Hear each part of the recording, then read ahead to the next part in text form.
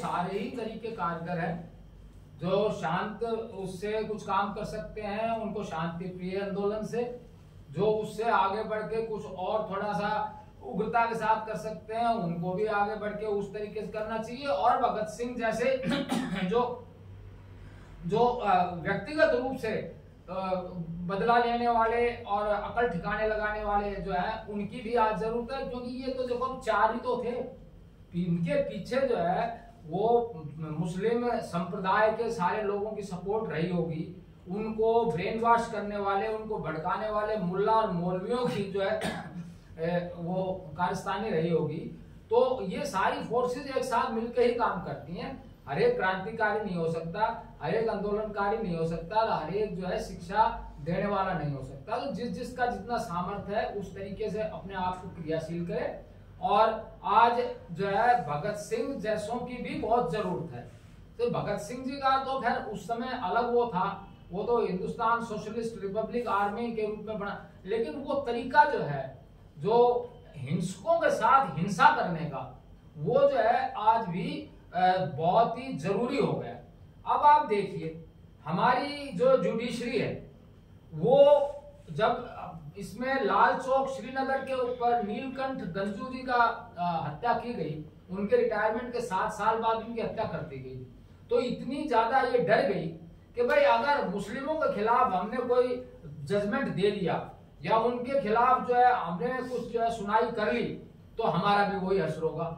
इसलिए सारों को साफ सूंघा हुआ है और कोई जजमेंट जो है ये जुडिशरी के मुसलमानों के खिलाफ देने की हिम्मत नहीं करते, जबकि हिंदुओं के खिलाफ बढ़ चढ़कर जो है ना अपने डायरेक्शन देना, अपने जजमेंट देने की ये इनमें होड़ लगी हुई है। क्योंकि हिंदू को शांति प्रिय ये मानते हैं कि भाई ये तो ठीक है, शांति सर्वभौमत्व। अब जैसे हम बात करते हैं, मेरे में और एक हिंदुत्व की विचारधारा वालों में कई समानता है, कई डिफरेंस भी है। मेरे को कभी भी आपने धोखपत्ती करते हुए जिंदगी में नहीं देखा होगा, ना देखोगे। लेकिन जहाँ बात सनातन की आती है, हिंदू धर्म की आती है, मैं शायद ऐसा कोई भी कार्यक्रम है जिसमें मैंने छोड़ दिया हो, मिस कर दिया हो, आज भी मैं नहीं होता, लेकिन बस हूँ तो सिर्फ अपने कार्यक्रम की वजह से हूँ। तो क्या पूजा पाठ करना, आज ये हम बड़े तालाब की बात करते हैं, हर मंगलवार को कम से कम 50 से लेकर 60,000 लोग यहाँ पे अपने मतलब पूजा अर्चना करने आते हैं। और जितने भी कार्यक्रम होते हैं, चाहे ब्राह्मण समाज का हो, चाहे जाटव समाज का हो, चाहे जाट का हो, चाहे यादवों का हो, वहां पे किसी भी समाज में संख्या बहुत ज्यादा होती है। लेकिन जब बात आती है धर्म के लिए कुछ करने की, तो वहां संख्या बिल्कुल भी नहीं होती। तो राजकुमार जी, क्या आप इसका वो सॉल्यूशन बताएंगे कि समाज के प्रति तो लोगों में जागृति है, जात के कास्टिज्म के प्रति तो जागृति है, लेकिन जहाँ बात आती है धर्म की कि हमने समाज के लिए कुछ करना है, चाइना की तरह, चाइना में एक यूनिटी है, बौद्ध धर्म है, यहाँ बेशक बौद्ध धर्म ना के बराबर है, लेकिन वो जब बात देश की आती है तो देश पे कानून थोपा जाता है कि भाई लोगों पे कि भाई एक दिन के लिए आपकी जो कमाई हो देश के हित में जाएगी। तो धार्मिक संगठनों में को भी कुछ ना कुछ इस तरह से करना चाहिए कि सरकार पे भी दबाव बनाए, ताकि और एक समाज में एक जागृति भी लेके आए कि भाई हमें समाज के प्रति भी हमारी जनता का कोई ना कोई दायित्व है।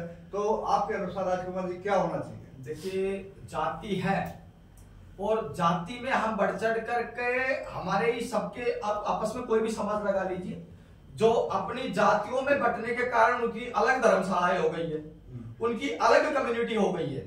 ये देश की संस्कृति के साथ एक प्रकार का बड़ा खिलवाड़ है और जब तक हम एक साथ नहीं आएंगे तो हम सेफ भी नहीं रह सकते। जैसा उदाहरण नारे चल रहे हैं, बटेंगे तो कटेंगे। तो जातियों में विभाजित कोई भी देश हो वो तरक्की नहीं कर सकता। जब तक वो देश के नागरिक एक होकर नहीं चलेंगे तब तक देश तरक्की नहीं कर सकता। नहीं, अभी जैसे हम बात करते हैं, हमारी 2 विचारधारा भारत में मानी जाती है, एक तो सनातनी और एक जिन्हें कह दो कि बुद्धिस्ट, जो आप वाम सिर्फ के नाम से चले आ रहे हैं। वो कहते हैं भाई ये जिसमें जय भीम और ये जो संगठन है ये उसके लिए काम कर रहे हैं। अगर ये भी 2 एक साथ हो जाए तब भी मुसलमानों में या मुस्लिम समुदाय में इतना नजर नहीं आता। ये अलग नहीं है, ये अलग नहीं है, लेकिन और ना अलग हो पाएंगे। कुछ शरारती तत्व, कुछ घृणात्मक मानसिकता ये लोग उनमें इस प्रकार की विचारधारा के बीज बोने का प्रयास कर रहे हैं, जबकि वो कभी भी सफल नहीं हो सकते। हमारे समाज में आप देखिए कि हम अपने पड़ोसी का घर, मेरे पड़ोसी का घर हरिजन का है, मेरे इस पड़ोसी का घर ब्राह्मण का है, क्या मैं इसके घर की शादी में नहीं जा रहा या मैं इसके घर की शादी में जा रहा या वो ब्राह्मण इस हरिजन के घर की बेटी की शादी में नहीं जा रहा? क्या नहीं हो रहा, सब कुछ हो रहा है, लेकिन कुछ शरारती तत्व है जो घृणात्मक बीज बोने का काम कर रहे हैं, इसको हम शायद नहीं होने देंगे। लेकिन ये जो वो अपनी पुरानी घटनाओं को नहीं भूले, जब जिस वक्त पुष्यमित्र नाम के जिसने उन्होंने मतलब एक तरह से घटनाएं कौन लेकर आया, घटनाएं कौन लेकर आया, घटनाएं केवल और केवल इस्लामिक कट्टरपंथी वो घटनाएं लेकर आई थी।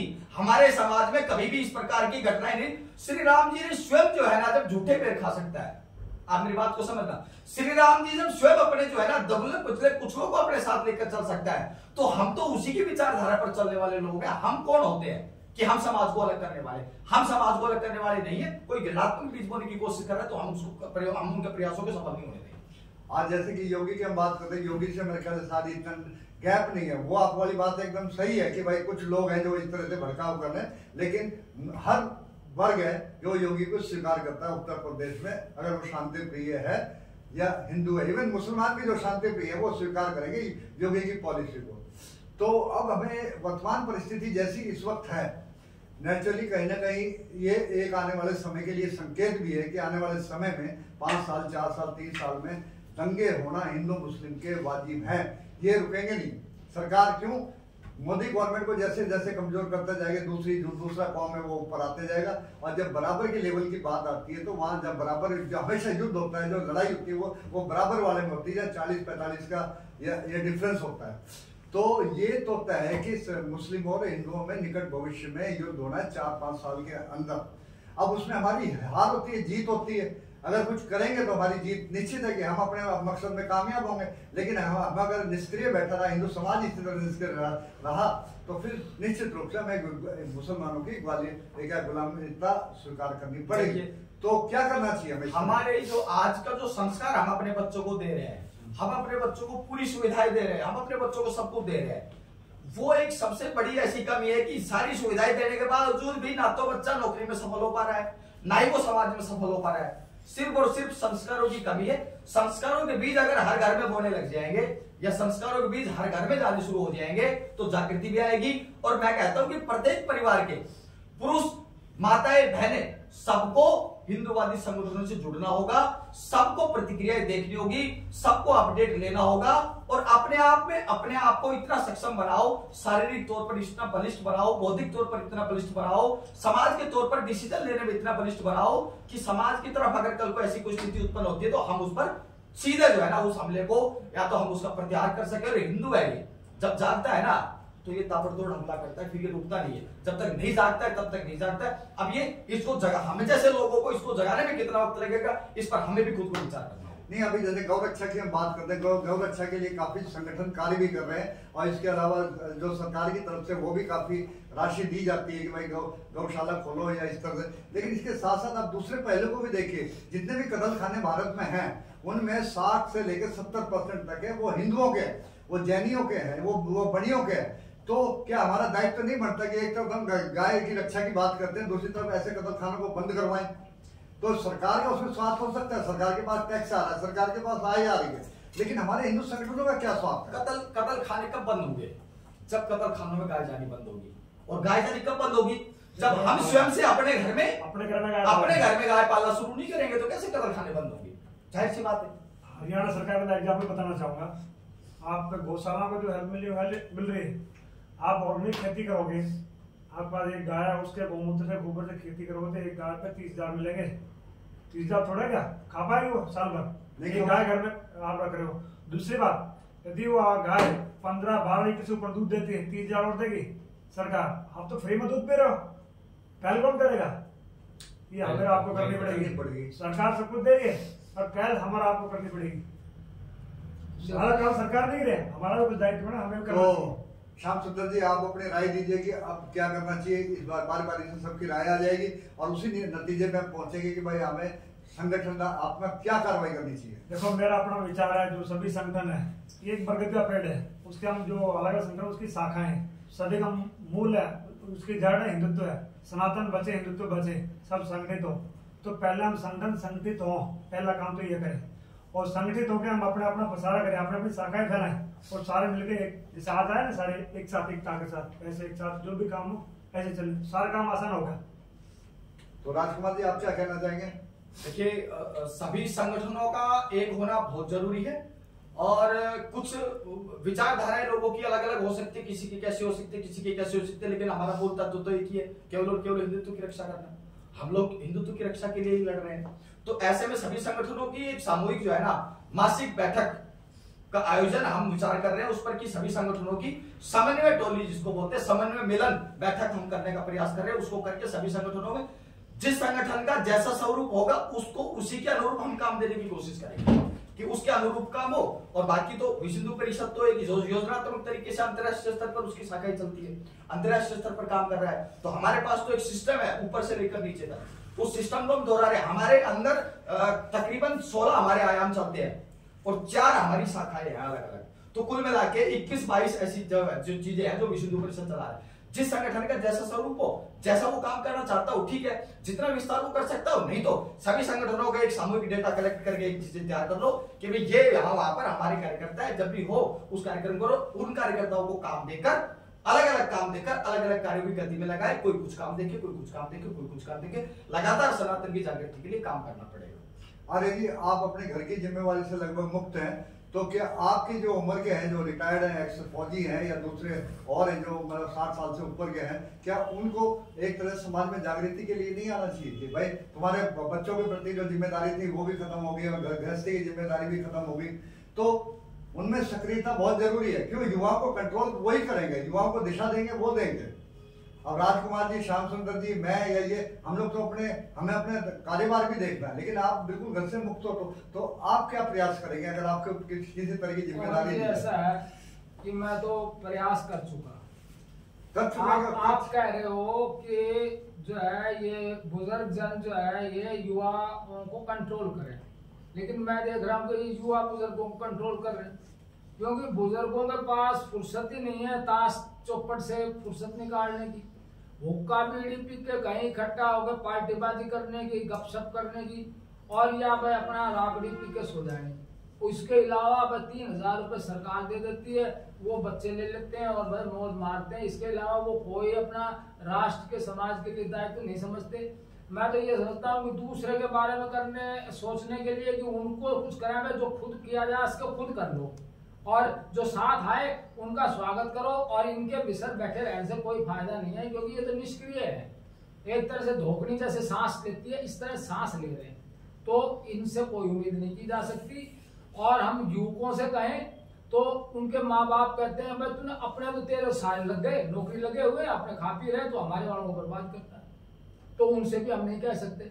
हम तो जो कुछ मैं तो करता हूँ अपने दम पे करता हूँ, और जो कुछ दूसरों से कहता हूँ वो अपने ऊपर करके करता हूँ। चाहे मेरे साथ के सारे खाट में बैठ लीजिए, मेरे साथ के जितने भी हैं वो कोई स्वर्ग सिधारेगा, कोई कुछ करेगा, 1-2 बड़े भी हैं, लेकिन ज्यादातर साथ जो है दुनिया से अलविदा हो चुके हैं। तो आप युवाओं के अनुसार क्या कहना चाहिए? देखो पवन जी, जैसे कि भाई साहब ने बताया कि हम एक ही पेड़ की शाखाएं हैं, और भाई साहब ने बताया कि जैसे हमें एक मीटिंग रखनी चाहिए हर महीने, और अनिल जी ने बताया कि बुजुर्गों का जो है ताश पीटने का काम है। हाँ, ये बात सत्य है इनकी कि हमारे अगर बुजुर्ग एक बार मोटिवेट करने लग जाए बच्चों को कि जा बेटा कर देश के लिए काम। खुद स्वयं मेरे पिताजी भी, मेरी माता जी भी, जब मैं रात को गाय तस्करी को रोकने के लिए निकलता हूँ टीम के साथ, तो मेरी माँ के मुंह से ये शब्द निकला, भाई कुछ कर हो जाओ, कुछ भाई ध्यान थी। तो मेरा जवाब ये है, माँ घरना भी पड़ा मर गया तो क्या होगा, तो कितने रोड पर कुछ काम करता मरा तो नाम तो होगा, तो मरना तो है ही एक दिन। तो थोड़ा बुजुर्गाना भी सही बात है अनिल जी की, थोड़ा हमारे जो बड़े बुजुर्ग हैं आपने हमारा सहयोग करना चाहिए और हमें मोटिवेट करना चाहिए। जाग जाएगा। हमारे आज के जो लड़के हैं वो जागने के लिए तैयार हैं। वो खाली संस्कार की बात मैं पहले इसीलिए कह रहा था कि हमारे माँ बाप जो हैं वो डांटते हैं बच्चों को। अगर माँ बाप थोड़ा उनको छूट दे दे कि करो थोड़ा देश धर्म के लिए, तो बच्चे तैयार हैं। अनिल जी, आपका क्या विचार? जी जी जी बिल्कुल। ये देखिए, राष्ट्र सर्वोपरि, ये हर हिंदू को समझना चाहिए। हिंदुत्व सर्वोपरि, सब हिंदू को समझना चाहिए। हर एक को यह विचार करना चाहिए कि आज हम कहाँ हैं और कहाँ जा रहे हैं। अगर हिंदू इकट्ठा नहीं होता है तो इस देश का सत्यानाश तय है, ये सब जानते हैं। क्योंकि हिंदुत्व की विचारधारा का मतलब है कि हिंदुत्व एक विचारधारा है कि सभी सुखी रहे, पर सभी सुखी जब रहेंगे जब हिंदू बचेगा।